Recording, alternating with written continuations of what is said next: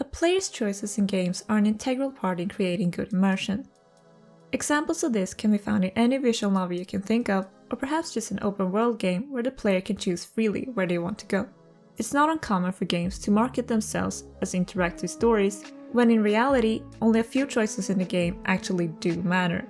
I'm talking about games like Dragon Age, or basically any Telltale game where you get loads of choices and options to choose from, but only a select few of them actually do something. But ladies and gentlemen, today I am here to change that. No more dialogue options that lead you around in a circle, and no more endings that are determined by a choice you made 5 minutes into the game.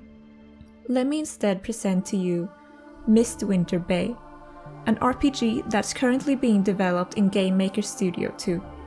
But actually, before that, let's take it from the beginning. Introductions are in order, don't you think? Hi, I'm Wogglawooh, and I'm an indie game developer.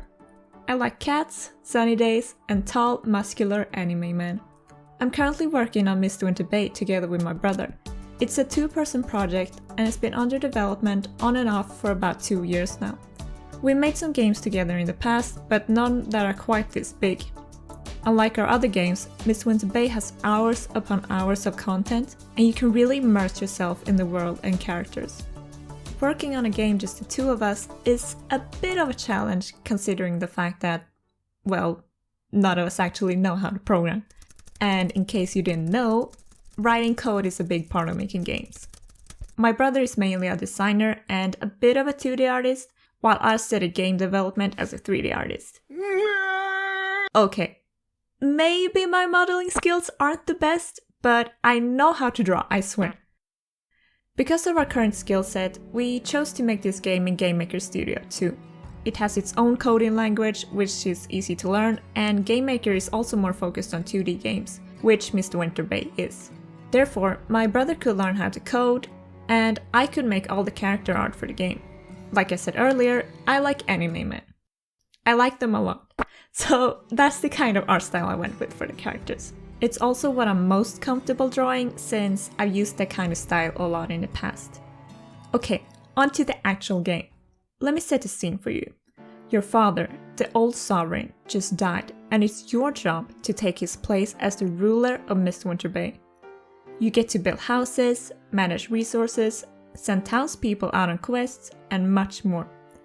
While interacting with the characters in the game, your reputation can increase or decrease depending on what choices you make, and as a result, the characters might start to love or dislike you.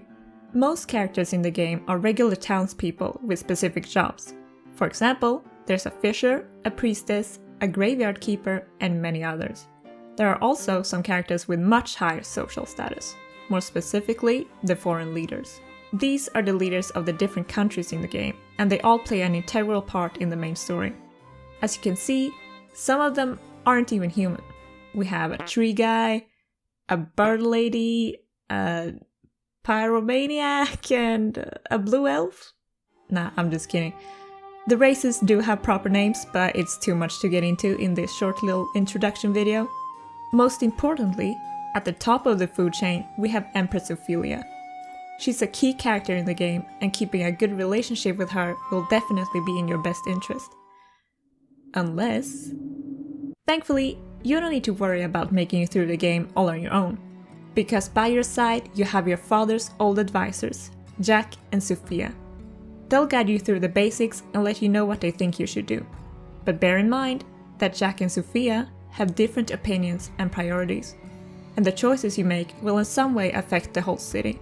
So, to explain the basic gameplay, in the planned full release of the game, you will get to create your own character and play for 5 years. Each year is divided into 4 seasons, and each season has 3 months. At the start of each month, an event will start. This event can contain absolutely anything. A long dead sorcerer coming back to life? Yep. A giant eagle attacking the city? Sure. Houses catching on fire? We got that too. Basically, whatever happens, it's up to you to figure out how to solve it, usually by sending one of the townspeople to fix it. All the characters have different success rates depending on what mission you send them on.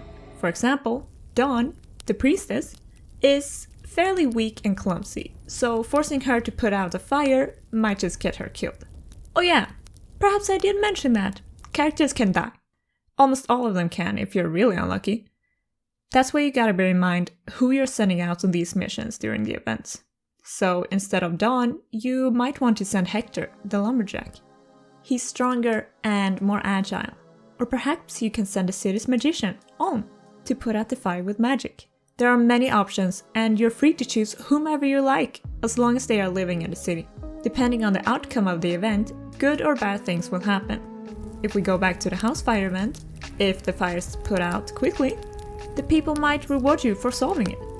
Although if you fail and the fire keeps going, the city's population might decrease and characters lose affection for you. The sheer amount of possible options is meant to give the game a lot of replayability. The idea is that in the final game, there will be hundreds of unique events and about 40 different characters that can live in the city.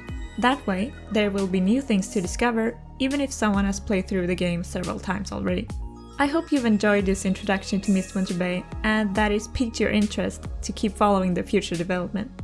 In the upcoming devlog, I plan to go into more depth about certain parts of the game to give a better understanding of what we're working on. Make sure to subscribe to not miss the next upload, and like the video if you found it interesting. Leave a comment if there's something you'd like to know, and we might make a video on it. That's all for now. I hope to see you next time. Bye!